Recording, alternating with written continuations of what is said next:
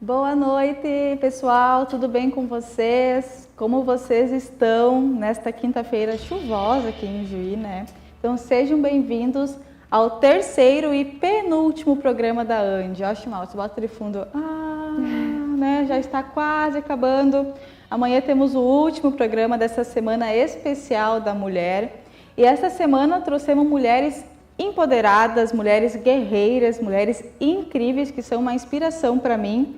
E um detalhe, todas são RDs, ou seja, todas fazem parte do grupo Reunião Delas, que é um grupo formado por mulheres empreendedoras, mulheres que desejam empreender, aqui em Juí, onde a gente se encontra mensalmente no Clube Juí e trocamos ideias variadas, com temas diferentes, desde o ser mulher até o empreendedorismo feminino. Então isso é muito maravilhoso, né? E nesta semana tivemos então na segunda-feira uma entrevista incrível com a nossa cantora nativista Mariana Marques, onde a gente pôde falar um pouco sobre cultura, sobre música, sobre também um pouco da vida pessoal dela e foi bem legal. Na terça-feira tivemos aqui na Casa FIR com a Xana, que além de ser gerente comercial aqui dessa empresa, ela também viaja a América Latina de Kombi e foi um assunto bem legal. O pessoal gostou bastante de poder falar um pouco mais sobre o autoconhecimento e também sobre poder botar o pé na estrada e sair por esse mundão, né? Ontem, então, tivemos uma pequena pausa e transferimos o programa de ontem para amanhã. E hoje já retornamos com tudo. E peço para vocês também se inscreverem no canal IGShop TV, quem está assistindo pelo YouTube, e quem está assistindo pelo Instagram dentro da Cuia com a Andi. Comentam bastante lá no chat, mandem perguntas para a gente, mandem o que vocês quiserem saber sobre o tema de hoje. E falando em tema de hoje, casos de família. É um tema bem instigante, bem empolgante também, mas que acredito que vai gerar muitas dúvidas na cabecinha de cada um que vai assistir. Até na minha aqui, porque é um assunto bem delicado, mas ao mesmo tempo bem instigante, a gente querer saber um pouco mais sobre. E hoje, então, estamos com ela. Vou apresentar que tem um currículo incrível, um currículo inspirador. Empreendedora, advogada, especialista em família e sucessões, namoro, união estável, casamento, divórcio, inventário. E além disso tudo, ela também realiza consultas presenciais e online baseado nestes assuntos. Então, ela é fenomenal. Patrícia Cyber. Seja bem-vinda. Obrigada, Andi. Então, boa noite para o pessoal que está aqui nos assistindo. Eu vou agradecer, em primeiro lugar, o convite, Andi, o espaço, por estar participando desse teu novo projeto, né, para além das RDs que você já trouxe aqui para nós. Então, até para falar para o pessoal, eu conheci a reunião delas agora em fevereiro, tive a primeira oportunidade de participar do primeiro encontro e já me identifiquei com a proposta, com o propósito também das reuniões. Então, eu estou realmente muito feliz de estar aqui participando com vocês essa noite, com a Andi, e é uma responsabilidade, né, Andi, porque que tema que tu trouxe para nós. Que tema, né, um tema bem... O que será que as pessoas esperam com esse tema? Vamos ver o que vem por aí. Vamos ver. Então, para a gente começar o nosso bate-papo sobre esse tema casos de família, que é um tema bem sugestivo, né? A gente quer conhecer um pouco mais, me mandaram perguntas e tudo mais, conhecer um pouco mais sobre você e sobre o teu trabalho. Mas para a gente conhecer um pouco mais do teu trabalho, a gente precisa saber quem está por trás de tudo isso, né? Então, quem é a Paty? A Andi já começa com pergunta difícil, né, gente? Vocês estão vendo. Essa é difícil. Essa é difícil. Eu não sei se vocês também têm essa dificuldade, eu tenho um pouco, que é falar sobre a gente mesmo, né? Mas vamos lá. Então, como a Andi me apresentou, eu sou advogada, sou familiarista, né? Então trabalho com famílias e sucessões.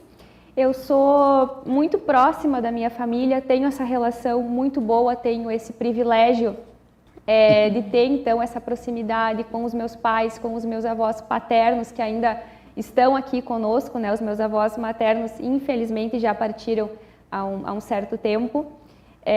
Então isso para mim também me motivou bastante, me motiva diariamente, né, poder ter esse apoio da minha família e essa relação. Me considero uma pessoa bastante questionadora e vejo isso de uma forma positiva, porque isso me faz estar constantemente em movimento, isso me desafia todos os dias a sair da minha zona de conforto. E zona de conforto, modo de dizer, né? Porque geralmente esse lugar que a gente chama zona de conforto é um lugar absurdamente desconfortável, né? É só algo que a gente chama dessa forma, mas então nos motiva a estar em movimento, a buscar coisas novas, coisas diferentes e também, então, em razão disso, me considero uma pessoa que estou em constante processo de autoconhecimento e o meu trabalho também me possibilita isso, né? O fato de eu ter a oportunidade de conversar e conviver com tantas mulheres, com tantas famílias nos seus mais diversos formatos, né? Então isso tudo vem somando e acredito que nós somos muito também isso que nos cerca, né? Isso vai nos moldando, nos construindo. Isso é verdade, concordo totalmente com tudo que você falou.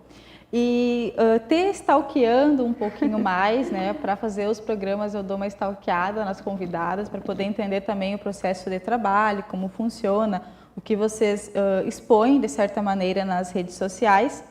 E eu queria saber, assim, olhando o teu formato de trabalho, assim, eu comecei a pensar como que você atua, como que você recebe os teus clientes, como que é o teu formato de trabalho, assim, personalizado, como que funciona?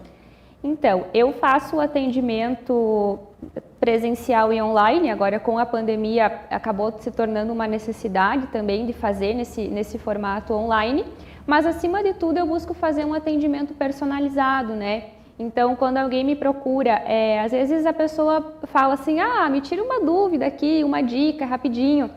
E eu sempre falo, gente, nem sempre é rápido, nem sempre é simples, né? Porque, claro, tem aquelas coisas que realmente são questões mais genéricas, que eu posso realmente, né, aqui, ali, alguma coisa nesse sentido.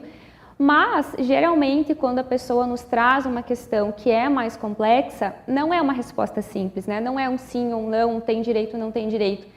Então, eu costumo trabalhar com atendimento personalizado para aquela pessoa, para aquela demanda em concreto que ela está me trazendo. Até porque cada caso é um caso. Exatamente, não tem como exatamente. Então, às vezes, a orientação jurídica que eu vou dar para aquela situação ali não vai funcionar para a tua situação, para aquilo que tu está vivenciando.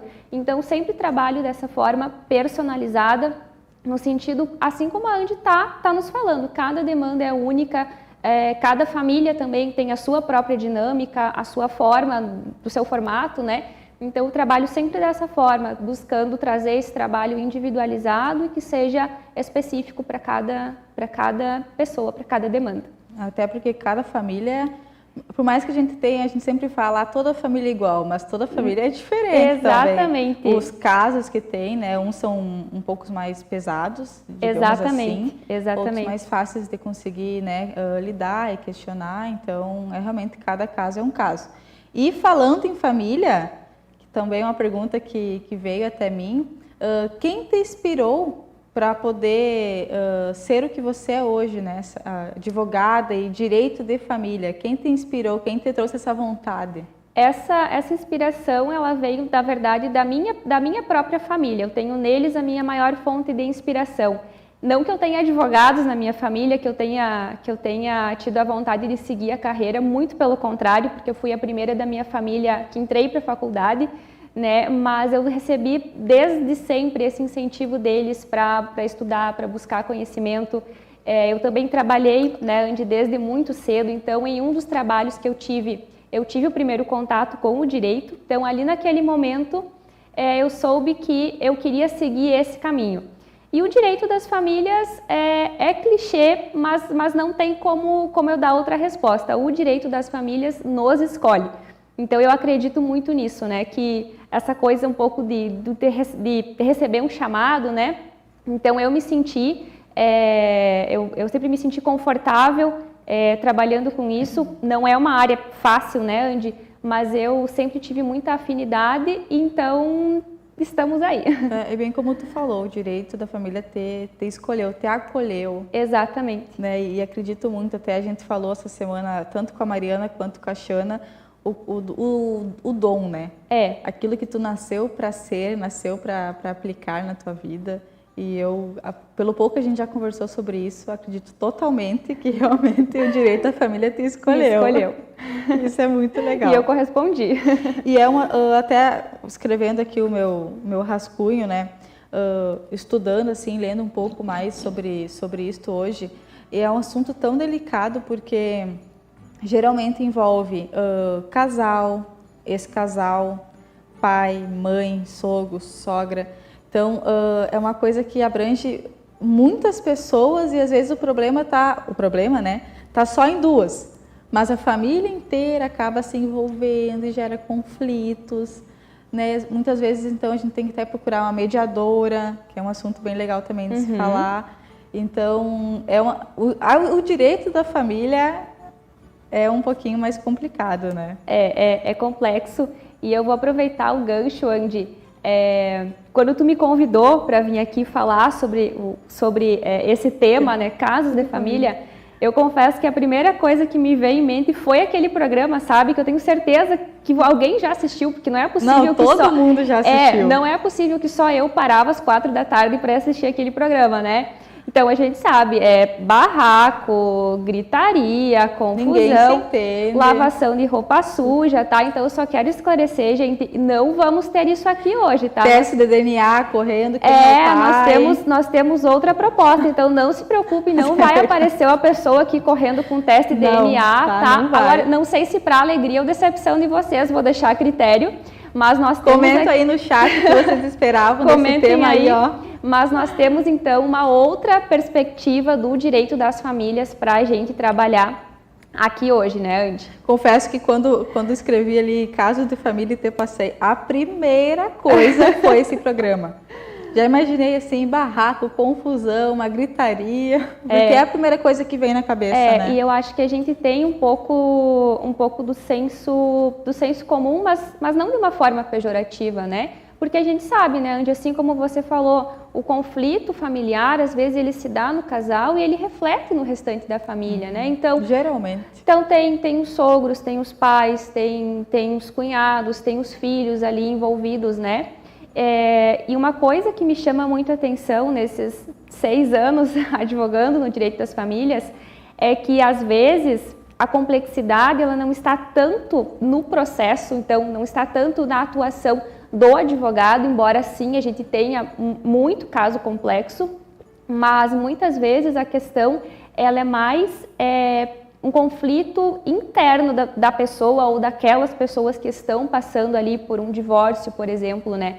Então, esse gancho que a Andy fez com a mediação não é muito divulgado, eu acredito, porque das clientes que eu faço atendimento, quando eu faço a sugestão da gente ir para uma audiência de mediação, muita gente realmente não sabe o que é aquilo ali, porque a pessoa tem justamente essa ideia de que vou divorciar e vou pegar um advogado e vou ir para o fórum e vai ter testemunha e vai ter gritaria e vai ser horrível, e às vezes Andy, porque depende muito dessa perspectiva de atuação também que cada um tem. Mas eu penso que o processo, ele já é doloroso o suficiente para aquela pessoa. Então, a gente tem que pensar uma alternativa também para a resolução daquele conflito que diminua o sofrimento daquela pessoa, que traga a resolução para aquela demanda, que é isso que a gente quer efetivamente,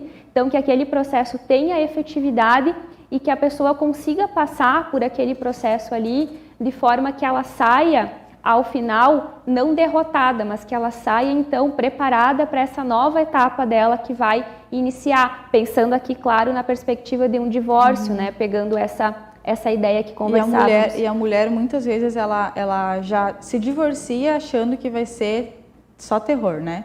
Barraco, o homem perseguindo muitas vezes ela, ameaças, vou te tirar aquilo mais. Já entra num sofrimento, envolve sentimento, envolve família, envolve muitas vezes filhos, empresa, que é um assunto que a gente também tem que falar, que muitas vezes o casal, além de tudo, é sócio, então pesa bastante. Convive praticamente 24 horas, né? Eu convivo 24 horas, literalmente.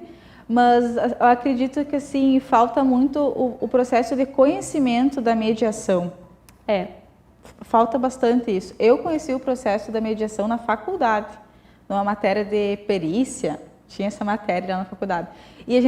Eles levaram uma mediadora e eu participei do processo de mediação. Foi bem legal. Que legal. Então foi ali que eu comecei a conhecer e pensar, meu Deus, por que as pessoas não aplicam mais a mediação? Mas você entende, né, Andy, que a gente tem esse contato dentro do ambiente de faculdade.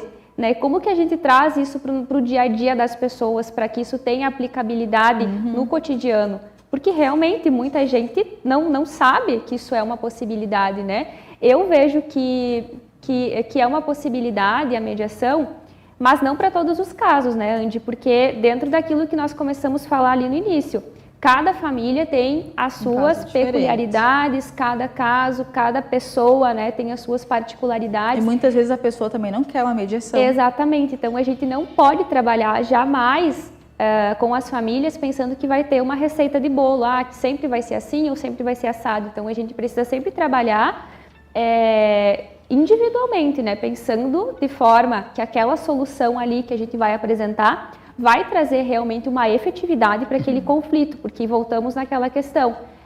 O ponto é resolver aquele conflito familiar e não criar outro conflito, porque às vezes a gente se dá conta de que um processo deu origem a outro processo, e a outro, e a outro, e a outro, e não vai terminar nunca, entende? Então a gente precisa pensar em soluções que resolvam o conflito judicial, mas também o conflito dentro do possível interno, né? Que aquela pessoa está passando. E entre também as pessoas da família, Exato. Né? Porque muitas vezes, como tu falou, termina ali e começa um novo.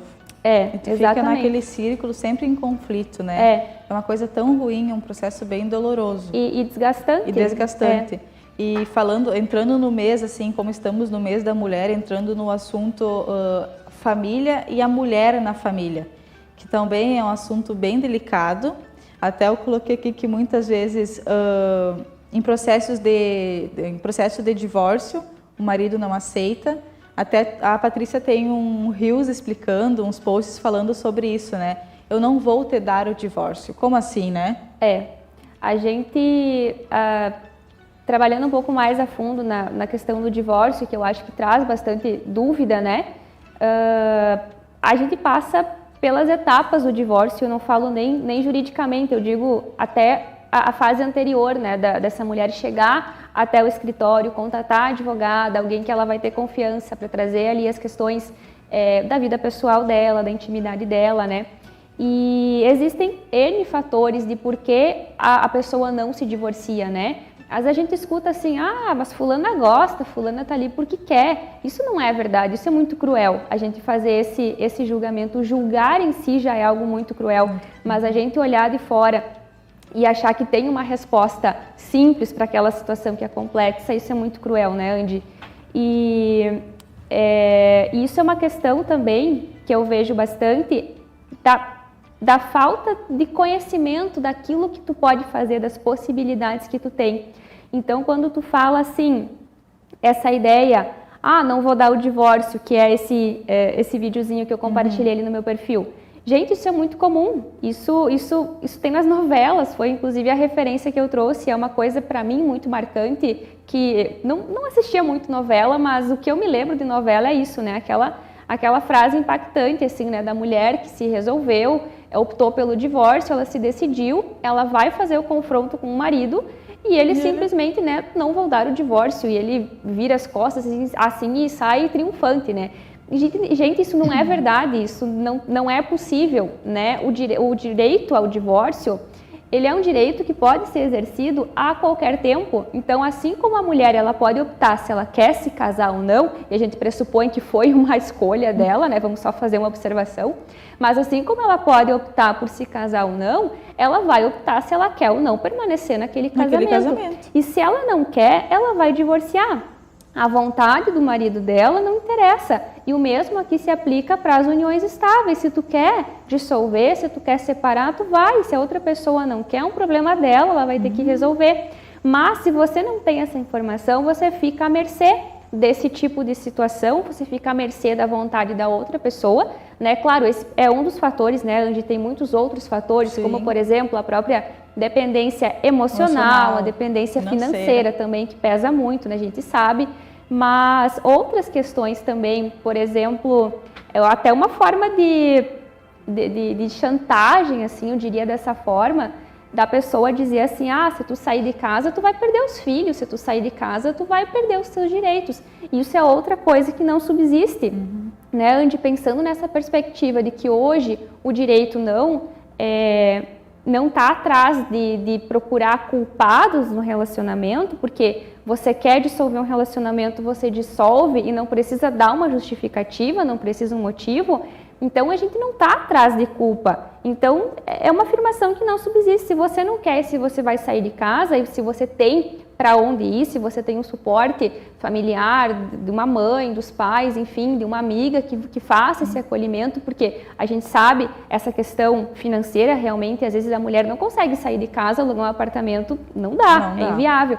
Mas se tu consegue e tu dá esse passo, tu não perde nenhum direito, porque tu pode fazer isso. Né? Mas a gente precisa falar sobre isso, a gente precisa dar voz. É interessante saber, porque muitas mulheres acreditam que elas não saibam disso, né? Se eu sair eu vou perder tudo, porque o ex-marido, o ex-companheiro já tá ali na cabeça dela. Vai perder casa, empresa, filhos, tudo. Vai ficar pelada. E isso acontece muito, né? Do homem falar isso para a mulher. Demais. E ela muitas vezes não tem esse conhecimento, né? E falta esse conhecimento dela saber que sim, ela pode sair, que ela tem essa liberdade e a vida é dela. E até assim um gancho sobre isso que a gente colocou aqui, que é bem interessante a gente falar para o pessoal que está em casa e debater aqui entre nós. Nós mulheres, vivemos em um estado, numa região muito bairrista. Então a gente também tá nesse assunto que a gente passa por alguns desafios diários, né? E até assim, há muito tempo atrás, que não é muito tempo atrás, assim, na década de 90 ali, a mulher era só dona de casa. Ela só exercia este papel, né? Como dona de casa, ela não tinha emprego fora, porque o homem subsidiava ela, trazia o dinheiro dentro de casa e ela somente cuidava dos filhos e limpava a casa e procriava. Muitas vezes, né? Só tinha mais filhos ainda. E muitas vezes isso que gerava conflitos internos com ela mesma, porque pode ser que isso aí não era o que ela queria ser, né? E isso é muito legal. Até eu trouxe muito legal falar sobre isso. Porque assim, eu trouxe um dado aqui bem interessante, que até a gente estava conversando um pouco antes sobre isso. Olha que interessante. Em 1993, na década de 90, não é muito tempo atrás, 19% das mulheres se declaravam dona de casa. Na hora de colocar ali, até no que tu fala bastante no teu perfil, né? Na hora de colocar num documento a profissão dona de casa. Isso na década de 90. E em 2019, há pouco tempo atrás, caiu para 7%, segundo o Datafolha. Olha que interessante. Elas puderam dar um passo evolutivo de sair do dono de casa e ir para o mercado de trabalho. Mas eu penso que a gente continua ocupando esse lugar de dona de casa. Ainda. Exato. Então, eu penso que a gente hoje fala muito na igualdade entre homem e mulher. Isso está na Constituição Federal, inclusive, então a gente teve esse avanço legislativo, sim. Mas a gente sabe também que essa igualdade é muito mais uma igualdade formal do que uma igualdade de fato. Né, porque a gente vai pensar assim, e até mulheres, né, também tem esse discurso, né, não, porque hoje nós ocupamos cargos nas empresas, né, cargos que homens ocupam e a gente ocupa os mesmos cargos. Sim, a gente ocupa, mas e o salário que a gente recebe por exercer a mesma função? Geralmente é menor, isso é um dado, né? Então, a gente fala em igualdade, mas eu não sei se isso é de fato uma igualdade. E pensando também na perspectiva de que, bom, ocupamos cargos nas empresas, trabalhamos fora, mas aí a gente chega dentro de casa, se a gente quer a casa limpa, tem que limpar, se a gente quer a roupa limpa para vestir, tem que lavar a louça, tem que fazer comida, né, se quer comer, tem que cuidar dos filhos, tem que cuidar da educação dos filhos, tem que cuidar da agenda dos filhos, se eles estão em período escolar, em escolinha, enfim, tem toda essa agenda deles também. Tem que dar conta da tua agenda e não... muitas vezes por último fica você. Por último, porque tu também tem que dar conta, não raro, da agenda do marido, né? E às vezes tu não é casada e tu trabalha numa empresa, eu tenho certeza que alguém aqui cuida da agenda de algum homem dentro da empresa e não tem essa função lá dentro, mas está fazendo isso, né? Então, eu não sei se isso é igualdade. Eu entendo que a gente ocupa, assim, muitos espaços, mas a gente também se sobrecarrega muito nesse sentido, né, Andy? Porque a gente continua fazendo tudo que a gente sempre fez, além de fazer esse trabalho fora de casa, assim, né? Então, claro que a gente pode aprofundar muito mais, isso aqui é um bem superficial que eu trago, mas é justamente, acho que, no intuito dessa nossa conversa, de dar umas pinceladas, né, instigar algumas situações.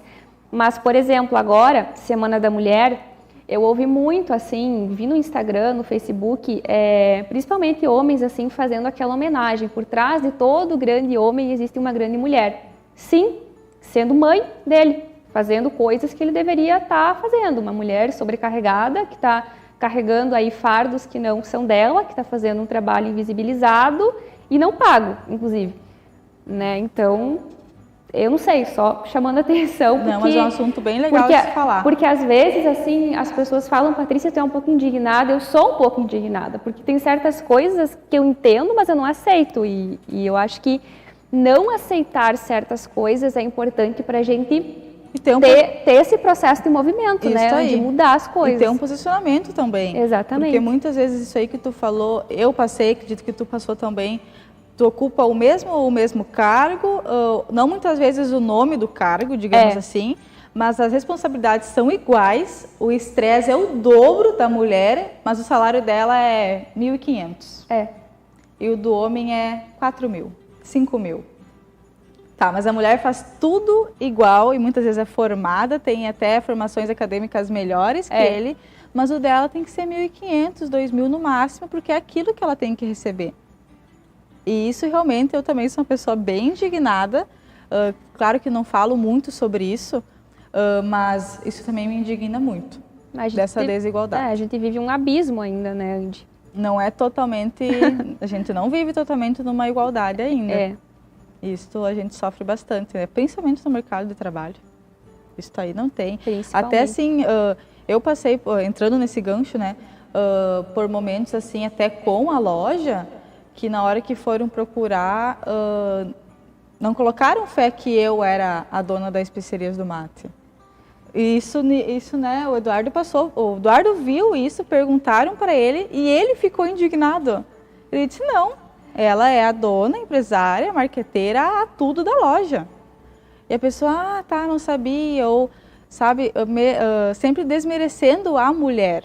Gente, que mulher que nunca passou por isso, né? E já que você está tocando num ponto pessoal, já me perguntaram se eu era secretária do meu escritório. O escritório é meu. Eu tenho um sócio que é homem, mas presumiram que eu era secretária, que eu não era advogada. Então, são situações que a gente enfrenta e que a gente se indigna e a gente precisa fazer alguma coisa, precisa se colocar. Precisa ocupar o nosso lugar, né? Mas se tu se coloca muitas vezes, você é dita como louca?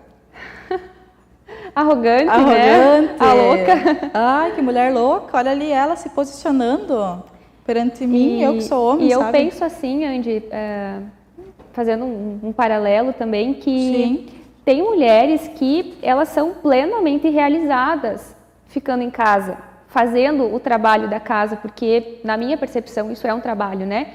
Então, não é porque você não foi fazer uma carreira fora, numa empresa, que você é menos. Muito pelo contrário, tem mulheres que são plenamente realizadas no trabalho doméstico, no cuidado com a casa, na administração do lar, da família, no cuidado dos filhos.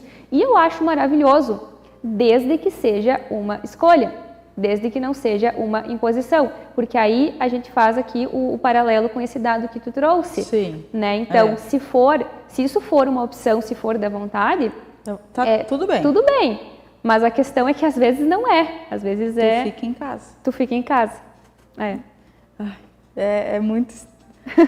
é um assunto indignante. Mas vamos sair um pouco disso e vamos entrar para o direito das famílias, que também é uma pergunta recorrente. O porquê do direito das famílias, né? Como que existiu isto, o porquê do direito da família em si? Eu acredito que as famílias hoje, elas são muito dinâmicas. A gente não tem mais um único modelo de família como nós tínhamos até pouco tempo atrás, porque quando a gente fala em tempo para as leis elas são muito jovens, né? Uma lei que tem 30, 40 anos é uma lei jovem, porque a gente sabe que o processo legislativo no Brasil ele é um processo muito longo, né? Então, o direito das famílias hoje, ele é um direito de família muito dinâmico. Nós não temos, então, só, como em outros momentos, o reconhecimento apenas da família matrimonial. O que é isso? Casamento, homem e mulher.